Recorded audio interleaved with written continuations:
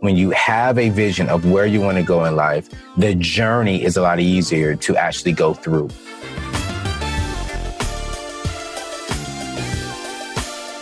You're listening to the Redefining Wealth podcast with Patrice Washington.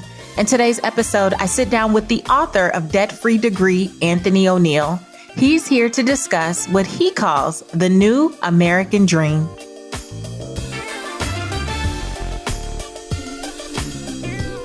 Hey there, this is Patrice Washington from patricewashington.com, where we chase purpose, not money.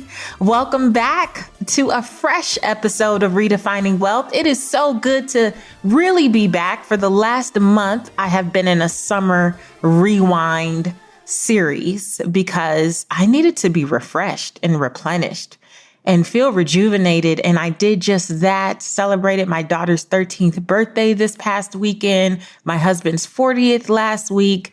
And I am just so excited to be back. If you're brand new here, we call ourselves purpose chasers. Our mantra is to chase purpose, not money. And we understand in this community that wealth is so much more than money and material possessions.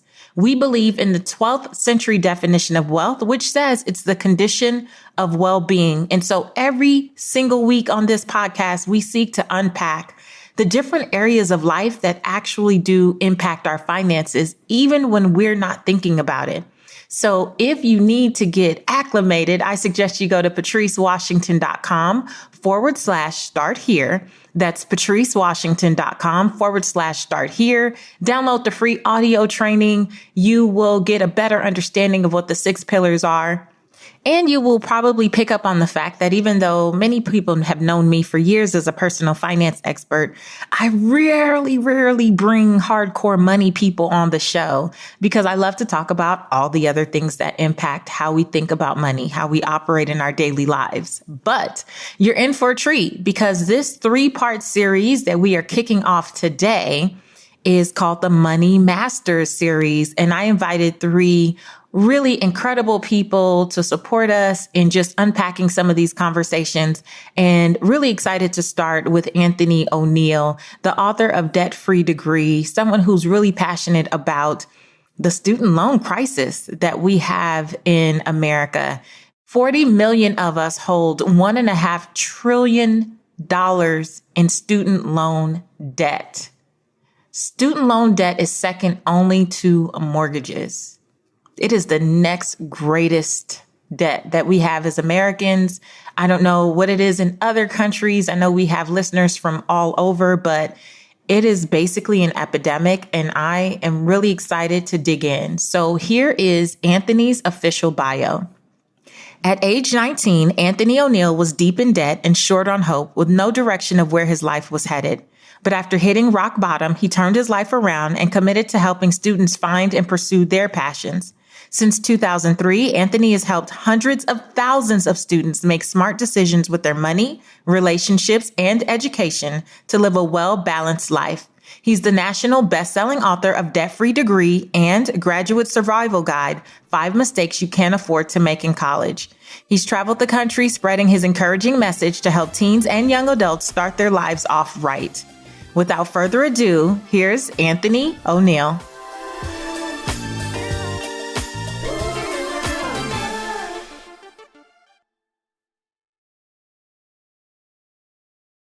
Welcome to the Redefining Wealth podcast, Anthony. Hey, Patrice, man, thank you so much. I cannot believe I am on this podcast. This just made my day, my week. It's honestly one of the best things of the whole year. This week. I love guests that start by gassing you up. That's the way to start. Oh, man. Well, I'm really excited. We know someone in common, you know very well, but I had the pleasure of meeting first and then interviewing Belief Mel from Belief in Fatherhood here on the podcast. His episode was Release Your Genius, and got so many rave reviews about him, following him in social media, part of his Patreon community. And I'm scrolling through the Explore page one day on Instagram, and I see his beautiful little baby girl. And I click on the picture and I'm like, but who is this guy? Why does this guy have a picture of somebody else's child. What is going on? And I hit him up and found out that you guys were brother-in-laws. Yeah, that is my brother-in-law. Glen Henry married my one and only sister, Yvette, who's now Yvette Henry. And I have 3 amazing nephews and 1 beautiful niece. And I love my nephews and nieces dearly. So I listened to that podcast, and that was a dope podcast between you and my brother. So I'm trying to top that podcast. So let's do that. Let's do it all day. That's awesome. I just think that it's so amazing how small the world is. And so now it actually is very much a pleasure to get to meet you and chat with you a bit more. So your whole platform about debt-free degree speaks to the fact that we shouldn't. Will you tell me, is your thing that we should go to college debt-free, or what, that we need to get out of our debt as quickly as possible? What made you choose that as your platform? So my argument is going to be there. My stance as well is going to be pretty much we should go to college, get the education, but graduate 100% debt free. So, I mean, the average person, Patricia, is going to graduate with about $35,000 in student loan debt. And then if you really break that thing down and really study it some more, 12 years later on after they graduate, the average person still owes about 65%. But then let's go deeper. The average African American, the average minority, the average Black person, we owe 113%. And the new American. Whoa. Yeah. So the new American dream for the average person who is graduating college is not to start a family. It's not to get married. It's not to purchase a home. It's to get a job so they can pay off their debt, pay off their student loans. So I decided to write a book to help young people going into college on here's the step-by-step process on what to do from 7th grade throughout 12th grade so you can get into college 100% debt-free. And I believe that people perish for the lack of knowledge. We make mistakes for the lack of knowledge. We get into debt for the lack of knowledge. And I just want to make sure that our young people can go into college, go to whatever school they want to go to, whether that's an Ivy League or a community college or trade school, but do it without graduating with student loan debt. So that's the premises of the book. It's a step-by-step guide on how you can get into college 100% debt-free. Okay. First of all, I love this. I love it, love it, love it. And second of all, for my listeners who are saying, where were you 20 years ago? Because I'm the person who now owes 100% of what I actually took out.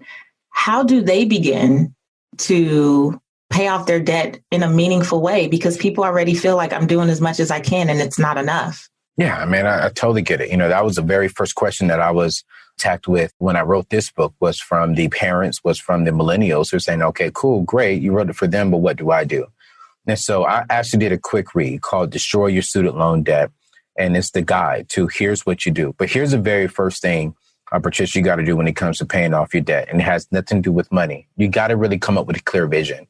You know, when you have a vision of where you want to go in life, the journey is a lot easier to actually go through. Because I'm going to be real with you, paying off your debt, paying especially off your student loans is not going to be fun. There's not going to be any type of sexiness from it. It's going to be boring and it's going to be hard because you're going to want to put your money in other places. And so you got to come up with a clear vision. And then number 2 is you got to stop borrowing money. Stop putting stuff on the credit cards. Stop financing cars. Stop borrowing more money. You cannot get out of debt if you keep putting yourself into debt. So have a clear vision. Stop borrowing money. And then 3, I used a method called the debt snowball. That's what I used to get out of my debt when I was in debt. And the debt snowballs is simply you line up your debt from smallest to largest, but get your income up. So if you're making $50,000 a year, find a way where you can get another $10,000 for that year and then throw that onto that. Get you a side hustle, get you a side gig. If you have a side hustle, I'm teaching millennials specifically how to go from a side hustle to a side business. So that way you can get the tax write-off. So this way you can actually get a little bit more benefits and perks with your income. So you take all that extra income, put it on top of your student loans, especially right now, because we're not paying any interest for the next few months. So take advantage of this season if you still have some income coming in. And then I do talk about the last thing on there is when is the best time to actually refi your student loans? So I believe in refi. It's cool as long as there's no fee and your interest rate goes down. So if your interest rate goes down and you do not have to pay a fee to refi, then absolutely refining your student loans are great.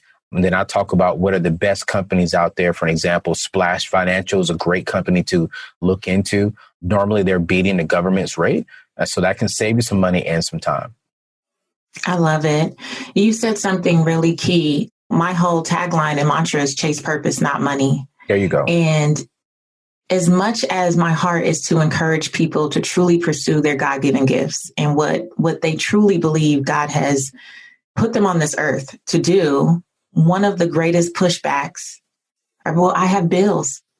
Yeah. I have bills. And, and always, it never fails, Anthony, my student loans. And I'm hearing from people who have 60, 70, 100,000 plus in student loans and literally feel like they are working just to survive and pay those loans, not fulfilled, not at peace, not happy, not spending time with their families, not taking care of their health, literally just working to pay student loans. And I would love for you to just speak to, in your opinion, how we even bought into that lie, right? Like that it would be wise, even if you look at what degrees people pursued, why it would be wise to take on at 18, 19, 20, 21, 22 years old, for many of us, 60,000 plus in student loans with no guarantee.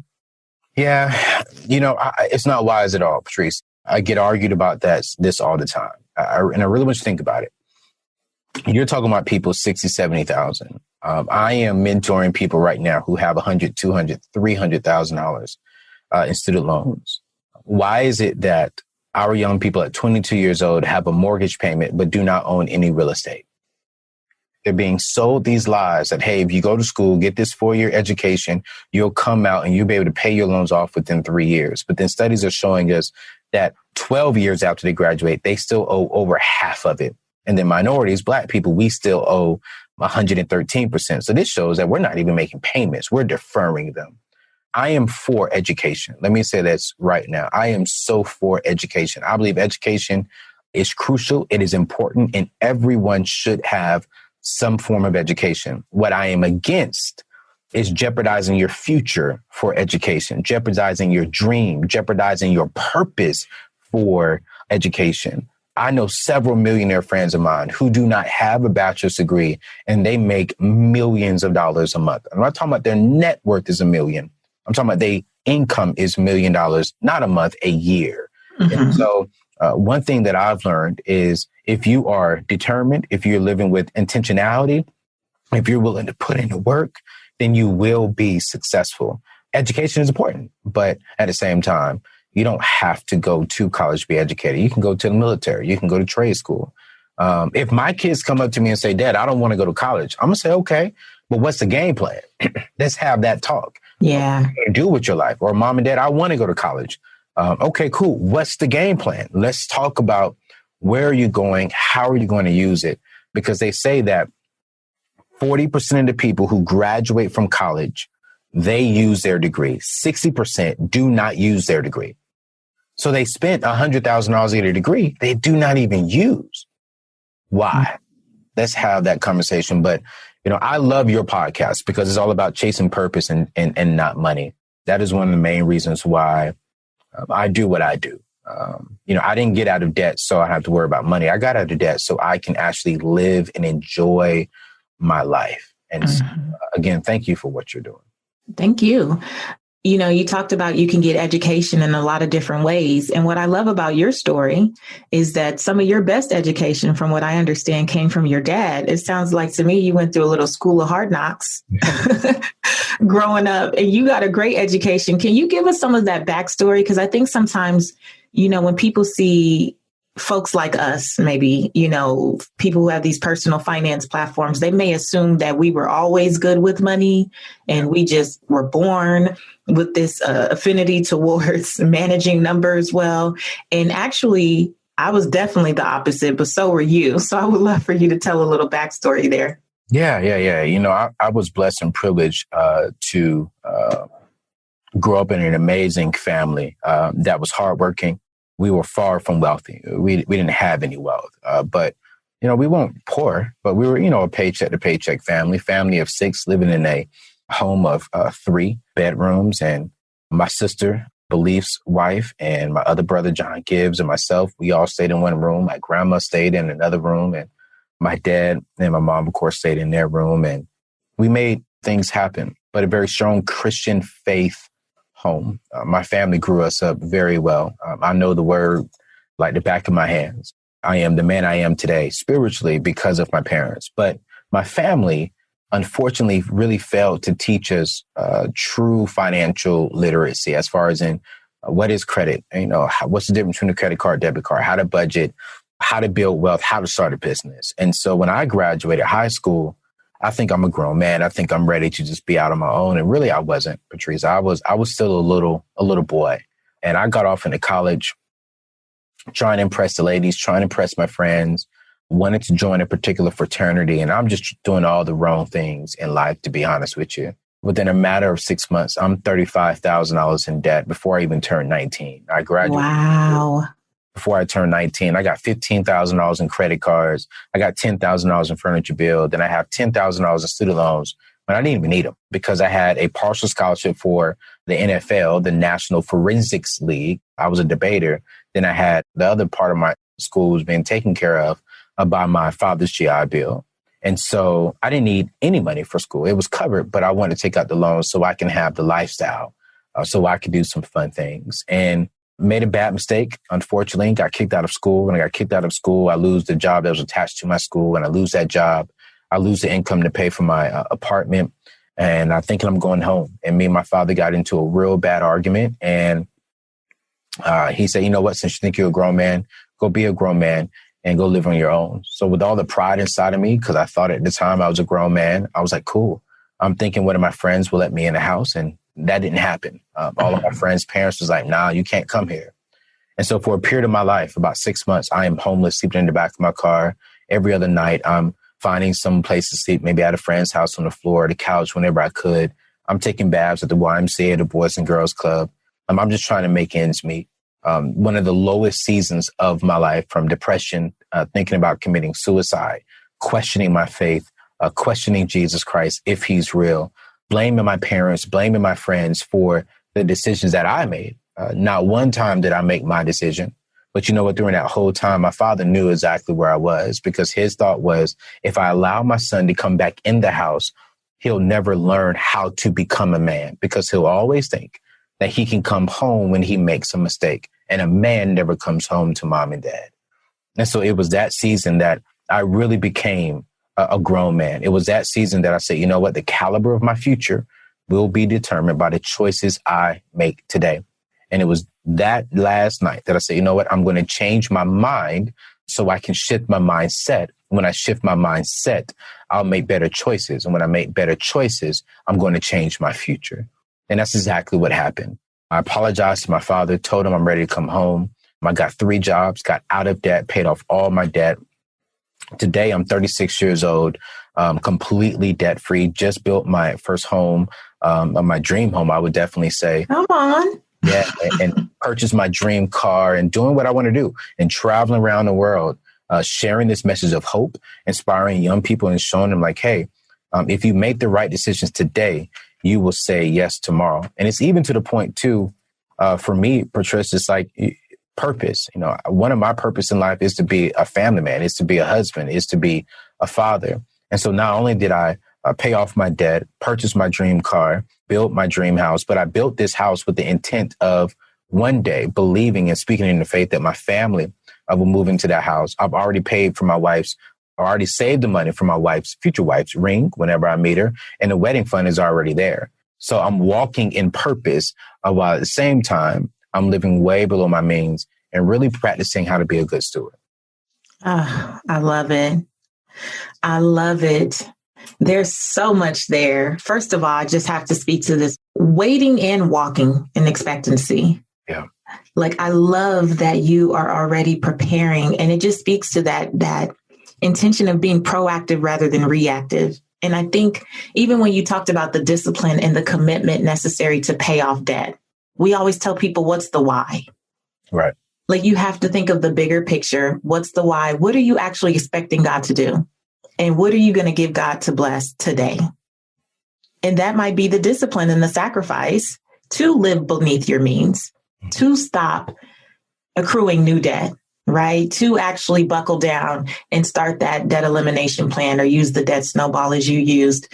But that comes attached to understanding that there's something on the other side. And I think that's where that instant gratification consumes people, and they just can't see the other side. No, I totally agree with that. The instant gratification and really telling myself no so that I can tell my wife yes, so I can tell my kids yes, comes from just growing up. If we go all the way back to when we were little kids, I got one pair of shoes a year because that's what my family could afford. So I remember putting tape on the bottom of my shoes and having to make sure if it's wet or if there's a puddle, if it's raining, I got to walk on the back of my shoes because if I walk on the front, that's where the holes were. My mom never had a wedding. She never had a wedding. She went to the south of the border in South Carolina and got married there. She never had a ring. She didn't get her first ring until like 5 years into her marriage. She never went on a honeymoon. She's never been out of the country. My family, we never took a family vacation. We never went to Disney World. We never went out of the country. We never did nothing because my mom and dad had to work all the time. And when me and my siblings got to a particular age where we could work, we got a job so we can do some things and enjoy our life as teenagers. Christmas, my mama worked 3 jobs from September to December 21st, just so we can have a decent Christmas. So like my why is I'm going to tell myself no. So that way I'm living way below my means so that tomorrow, whenever I do find my wife, I can tell my wife yes. So that tomorrow when me and my wife have kids, I can take my kids to Disney World. I can take my kids to Israel and turn their Bible into a 3D effect. I have so many dreams to where I'm willing to sacrifice today for myself. I'm willing to die the way Christ died for our church, for myself, so that way I can tell my family, yes, I came into this world crying, but I'm going to leave this world smiling because I'm going to look up at my family, my kids' kids, my wife, smiling, knowing that I did everything I should have done as a man. I'm leaving them with wealth. I'm leaving them with land. I'm leaving them with peace. I'm leaving them with joy. And I'm going to be excited about that because as I'm transitioning off to heaven, which I believe with my faith, I know I'm leaving my kids in a better place and they're starting where I finished, not where I started. So when I think about like my purpose, that's my purpose. My purpose is not to be rich. No, my purpose is to be a great husband, a great father, and just a great leader and help people accomplish their God-given talents. And a huge part of that is finances. That's so good. I love it. I love it. Leave this world smiling. It instantly made me smile. Like I was sitting here grinning as you were speaking. And I love that you talked about being able to say yes to your kids. In my last book, Real Money Answers for Women, one of the things that I talked about too was the need to set boundaries if you're going to be committed to getting out of debt, right? Like the ability to say no to others, even people we love today, because I need to be able to say yes to my daughter when it's time for her to go to college. And in my case, and I think in many people's cases like mine, where you did go to school, I grew up in the hood in South Central Los Angeles, right? And the only thing I knew was you need to get good grades so you can get up out of here. Like that is the goal. Get good grades so you can go to college and get out of here.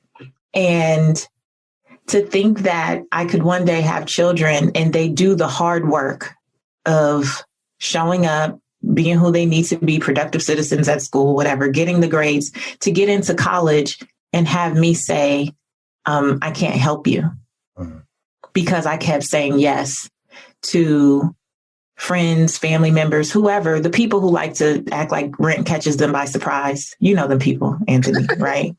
They always like, oh, it's the first. They done put a notice on my door because now it's the 5th and I didn't pay. And it's just constant conversation for some friends and family members. That's real talk, depending on, who your family is or what you were connected to in growing up. Those are real conversations for people. And I remember when I used to feel like, well, because I was the one that made it, or I was the one that had a good job, or I was the one that could muster up the wherewithal to save money, that whenever those people came to me, I felt guilty back then if I didn't lend money that I knew good and heck well I wasn't getting back. Right. And then I had to come to the realization that once I became a mother, especially one day, my daughter is going to be ready to go off to college or start a business or buy her first home or do whatever those things are. And do I want to have to tell her, no, I can't help after she watched me help all these other people and not really help, actually hurt them? Because like your dad taught you that lesson, sometimes that's what we have to do, right? We have to stop helping people we say we love in order to actually help them. Come on. And that requires setting boundaries, and everybody's not ready for that. Did you have to set some hard boundaries as you've been living beneath your means and sacrificing when you were sacrificing to get out of debt? What types of boundaries did you have to set? See, Patrice, you're a woman, so I'm curious to get your thoughts on this. Oh, yeah, I have boundaries with my money. It's called a budget. And so, probably about like a month or two ago, I went viral with this video because I had a boundary, AKA a budget. And so within my budget, because I am single, I have a date budget. So if I meet someone and I want to take her out, I have an allowance. I have a certain amount of money that I give myself permission to spend for that month on going out on a date. And so I took her out on a date. And great first restaurant, cool, great. Well, she asked me the next day she can go to this one particular restaurant, and it was a $500 restaurant for two people to eat there. It was going to cost $500. Well, that was right around the time that I had just built my house, and again, I pay for everything cash, so I'm furnishing my entire house inside, and I'm not doing it over a year. I want to go ahead and do it within 1 month. So that was the month. So I texted her and said, "Hey, I can't take you out this month because it goes over my budget, my boundary." And she completely ghosted me because I had a budget. I had a boundary. And so she saw me a few months later on a particular national TV show. I could say it was Tamron Hall's show. And she saw me on the show, and immediately after the show, she texted me like, "Hey, just saw you on the Tamron Hall show. Yo, what about that second date?" And I didn't respond. That probably wasn't a right thing for me to do. Girl, what about that second date? Girl. Right. You know what I'm saying? But it's like, I have boundaries as well. And here's the thing, too, that I've learned. Not only do we have to have boundaries for others, but we have to have boundaries for ourselves. And the hardest person to tell no is not you. It's not my publicist, Heidi and Sharon. It's not none of them. It's me. It's telling Anthony, looking at myself in the mirror and saying, no. Like when I started making the kind of money I'm making now, everyone's like, "Man, go buy a new car. And I'm like, no, I can't afford to buy the car that I want twice. Yeah, I have the money, but if I buy it, then I'm literally back to, zero in my business. So I waited. I waited. I rented for 5 years before I can go purchase my house and do it the way that I know that I wanted to do it. And then going back to what you said, like your daughter, I really want you to think about this. And I'm speaking for like us minorities. A lot of my millionaire mentors have this agreement with their kids that when they get married, some of them say, "I'm going to give you $150,000 to start off your marriage," or "I'm going to build you your first house," up into $300,000. And I was like, that's a dope idea. And so now my goal is that when I have kids, so I have at least 20 years, I don't have any kids, is that when they get married, I can purchase their first house for them, give them something, give them equity. So I'm saying no to my personal stuff right now, a lot of it, so that one day I can tell my kids, yes, I want my kids to be so far ahead of me that is ridiculous. So I have boundaries. I have a budget for myself. And it's not something that puts me on lockdown, but it's creating so much in my future that I'm still able to drive my dream car. I'm still able to live where I want to live and travel and do the things I want to do.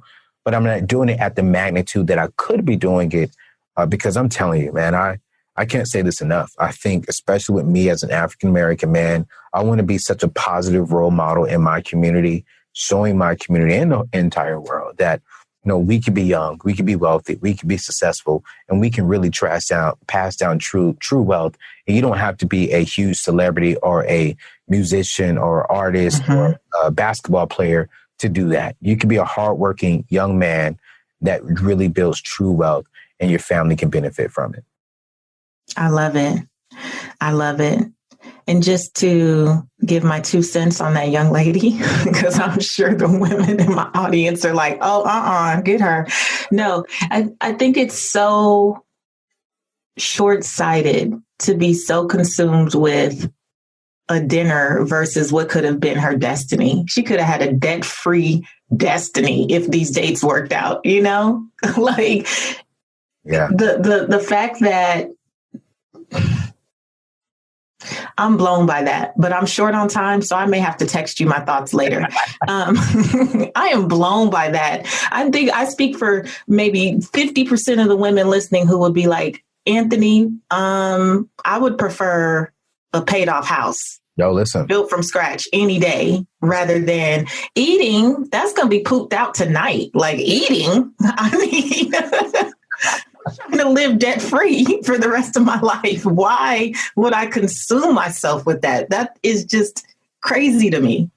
Yeah. It was crazy to me too. And it hurt. But again, I mean, I did a video, it went viral, and the ladies were saying, well, how you said it, you texted and you didn't call her. And I'm like, maybe I could have communicated it better. But at the same time, when you have a young man saying, hey, we can go next month. We just can't do it this month because it's not in my budget. I mean, really, it was a delay, not a denial. Like, let's stop this. Like, whether it was text message, a phone call, a pigeon, it was a 30-day delay. It was not a denial, and for good purpose, which speaks to the fact that you just have a bigger vision. Not to mention, did she know who you were before?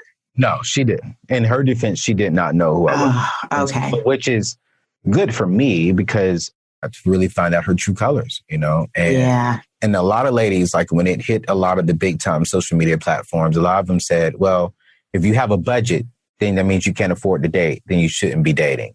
So it really helped me to understand I got to do a lot more teaching that just because you're on a budget, just because if you have boundaries doesn't mean that you're broke. It actually means that you're wise and you're smart with your money. Exactly. So, and you're more focused on freedom. Exactly. But the budget gives me the freedom to focus on the things that actually matter to me instead of not having a budget and looking up and being like, well, where'd my money go? Not on anything I cared about, on things that, that's a whole, okay. I know I have to let you go. So I'm going to ask you a few redefining wealth rapid wisdom questions. Just tell us the first thing that comes to mind. Okay. Yeah. How do you define success? Success for me is pretty much my purpose. As long as I'm in my purpose, I am successful. Amen. Okay. How do you define wealth in 3 words or less? Freedom, choices, and that's the last word. Freedom, choices, and peace. Come on. Yes. Okay. What's one book that has redefined how you see wealth? How I see wealth. Ooh, it's close to home, but it's my brother. Everyday Millionaire by Chris Hogan. And here's why. Because the key word there is everyday. These are people who make $90,000 to $120,000 a year, but they've built a net worth high over $1 million. Love it. And I have to say, I met Chris Hogan when I came to the Dave Ramsey influencer event. Such a dope guy. I like him 100 times more after getting to sit next to him at lunch and stuff. What a great guy. Love it. We're going to link to that book in the show notes as well as yours, of course. And last question, fill in the blank. My name is, and for me, the truth about wealth is. What did you say the first part again? My name is, you're going to fill in that blank. And then for me, the truth about wealth is, and tell us what that is. My name is Anthony ONeal. And the truth about wealth is different than being rich. You can be rich and not have wealth. I love it. I love it. Thank you so much, Anthony. No, thank you. This was so good. Now, let me tell you, Don't be mad when these purpose chasers in my community start hitting up your DMs looking for dates. Don't be mad. No, you're good. They coming for you. Y'all better come right. Yeah, don't say you're a purpose chaser if you're not gonna come right. Hey, they just, long as they're a sister and they beautiful, we good. And they understand the boundaries that come with budgeting. Yes, I think they know that in this community though. But thank you so much. I appreciate you. I love what you do in the world. I'm so honored that you were here, and just keep being a light, because you are such an example. And I'm just incredible. I feel really blessed to be like your sister in this financial movement. So thank you for what you do. For sure. Thank you for having me on.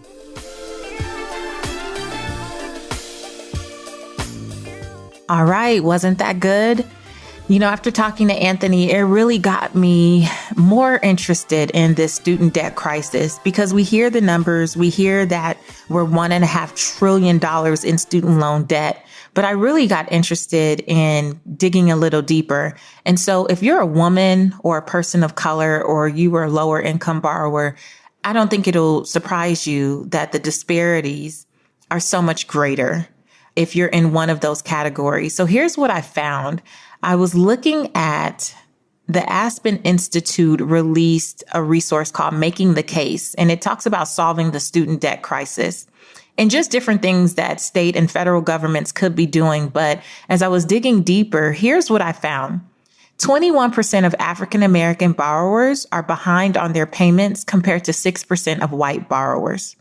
The typical African American borrower owes 95% of their student debt 20 years after enrollment, compared to 6% for white borrowers.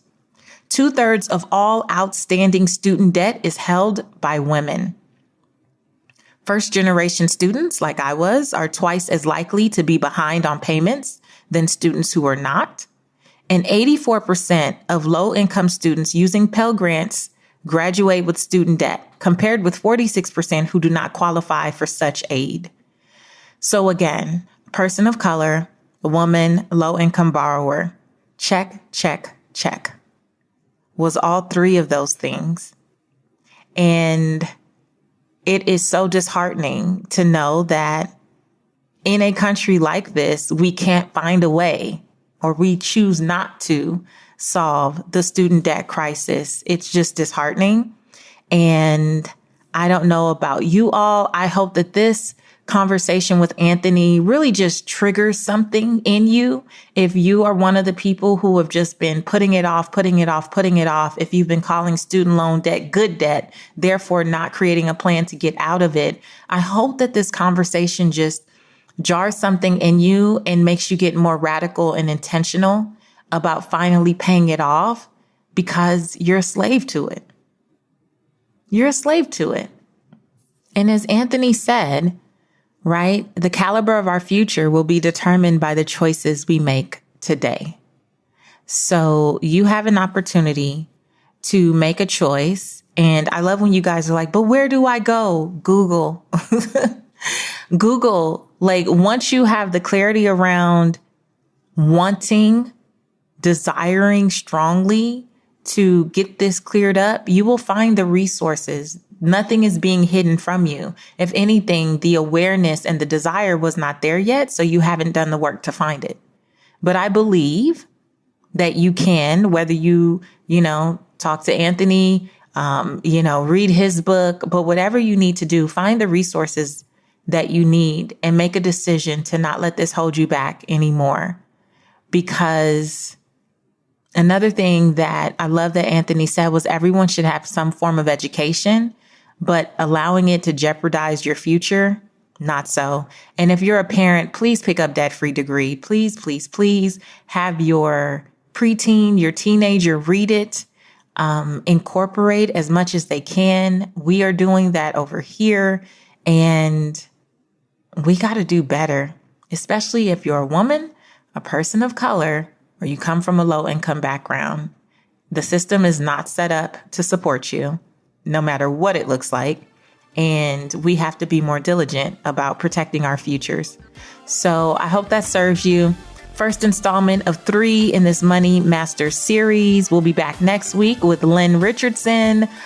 So excited to have her on the podcast. And until then, let's talk about it in the Facebook group. Redefining Wealth Community with Patrice Washington is on Facebook. Tell me your thoughts. What are you doing to get out of your student loan debt? Like, let's help each other brainstorm over there. Or you can find me on social media, Seek Wisdom PCW. And still, let's talk about it. All right. Until next time, I want you to go live your life's purpose, find fulfillment, and earn more without ever chasing money. Talk to you later.